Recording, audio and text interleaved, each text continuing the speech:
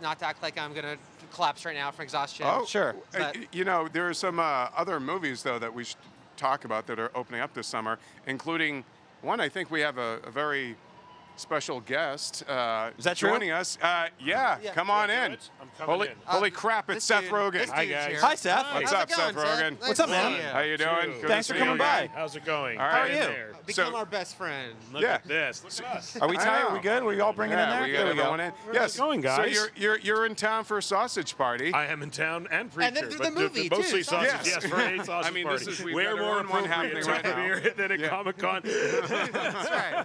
That's right. So you've got you're turning wholesome animated entertainment on its head here with that. What can you, how raunchy is Sausage Party gonna get? It's really it really goes for it. I mean, I think it will really shock a lot of people, and I think it will really satisfy a lot of people, depending on what you're going for. Animation really allows for a lot of physical stuff, and we Yeah. really tried to take as much advantage of that as possible. And at the same time, we would wait on the plane technically. but it's Helicopters okay, and gunshots. It's rough out here in San Diego. But yeah, we really wanted to try to give it, very adult themes, both kind of on an intellectual level and on kind of a very, basic humor level, I guess. And they kind of duel at times, but that was the balance we were really trying to hit. Was something that was, smart enough if you're looking for it, and just funny enough if you're not looking for it. Basically. Now, there was that movie Food Fight, which... Which we actually hadn't really heard about Yeah. that much until very recently. And then me and Evan went online and watched. We literally couldn't make it more than like a few minutes. Yeah, into and it's it. it's kind of amazing because it seems like you're righting all the wrongs of what that movie tried to do. Yeah. I don't know what that movie was trying to do. That's the craziest thing I've I ever think they were trying to- It's not even about food, because No. the logos are what come to life. Well- and that's what's even the most confusing thing about it. Is You're the gonna food- do it right. The food itself isn't even like No, nothing alive. I think the plot of that film was basically that brand names were trying to crush out mom and pop it names. was It's the like, what? weirdest. Yeah. It was the weirdest thing in the So entire world. let me ask you a strange question. How are you guys dealing with the idea of rotting in your movie? Because there- food doesn't really live long, although it does now with No, preservatives. there's expiration. The notion Yeah. of expiration is within the realms of the movie, and they're disposed of, by Paul Rudd's character actually, who plays a stock boy, and he kind of indiscriminately throws food away at times, just Yep. when he feels like he doesn't want it in the store anymore. But yeah, we try to. The more we got into it, the more we found that food was actually very analogous to people. It expires. It has like a very limited shelf life, and it really allowed us to draw a lot more analogies than I thought it would when we just were like talking food could be funny. Animation has so many, the talking version of this, the talking version of that. Yeah. Was that the inspiration where you guys just sitting around one day and go, okay, well, if food could talk, man, life would be messed up for them. Yeah, that's exactly what it was. We really wanted to make an R-rated animated movie. We knew someone was probably going to do it at some time, and Yeah. we just thought we'd be really pissed if we weren't the guys who did it. And so we really, for years and years and years, we thought of ideas, and this idea came up very early and really evolved a lot over the years. But it was just at first, kind of a joke. Food could talk, man. That'd be funny. And then we really put a weird amount of thought into it, considering what it's about. Are there any foods in this movie that you personally are like, that is the most disgusting thing, I never want to see it? Like, I know something like durian fruit or anchovies are just categorically gross. Yeah. Sweeping the nation. Sausage party, yeah. Obviously, the guy in the Deadpool shirt is psyched about it. I don't know. I mean, no, all the food is it's very lovable, the food. There is, I don't want to ruin anything, actually. But yeah, there's some of the food is a little, it's grosser than others, Well, I guess. do like the little almost homage to like Saving Private Ryan. Oh, At yeah. one point, was it a cookie, right, picking up the other half Uh-huh. of... There's a lot of cinematic references within the movie itself.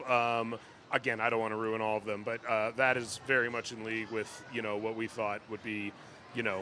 We always reference movies in our movies. It's kind of one of our favorite things to do. And then again, animation kind of allowed us to do a whole other level of that. So this is a weird question because it makes me sound like I just got a pot card, but does food eat food in this movie? Is there cannibalism among Yeah. the food? There is. Look at this.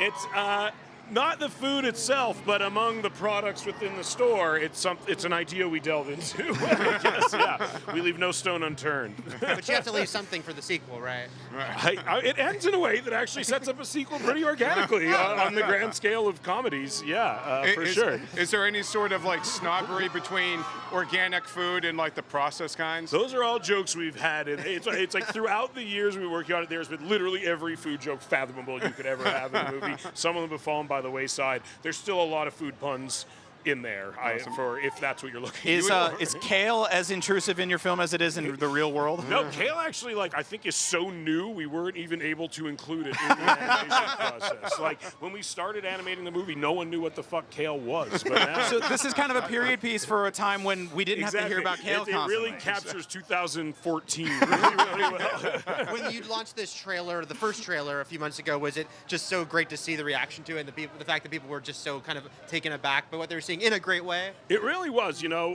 This was a really hard movie to get made. Over the years, we've learned the unfortunate catch-22 of the things we like to do is that the more exciting they are to us, often the more terrifying they are to movie studios. Right. And this was probably like the biggest convergence of those two things out of anything we've ever done.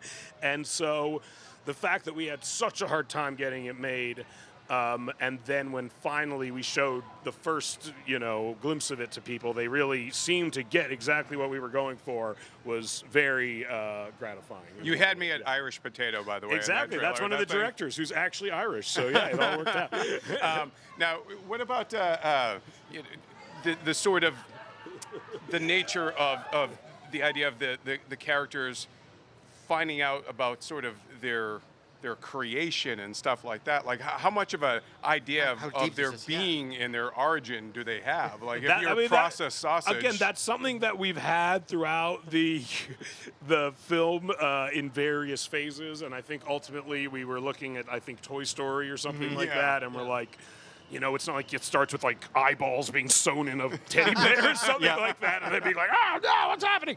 And so I think eventually we're like, you have to take some license with just like maybe the moment they're put on the aisle is when their consciousness kind of comes into being. So that's interesting because you take something like a chicken, which has not a personality in real life, but it's sort of, PETA would argue it does. Dude, yeah. The amount of these conversations that we've had over the years. Is a chicken work? Because it's a chicken. It's not prepared. It's not processed. And then it can become an egg. It can become a rotisserie chicken or like a dinosaur chicken nugget, which I guess is either a dinosaur or that same chicken. Oh, no. It's a very...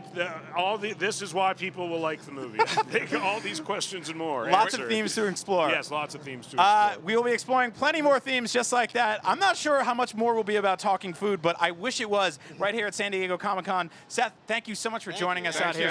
Wonderful surprise. This is great. You look way less sweaty than I would assume. Day one, dude. All of you guys. Day one. We'll get there. They throw ice at us every few minutes. Thanks for watching. This is IGN Live at Comic-Con, so don't move. That's a threat. You can move though, Seth. I know you have something. Yeah, thanks. Thank you so much, Thanks a man. lot. Appreciate that. I'll take that off your hands.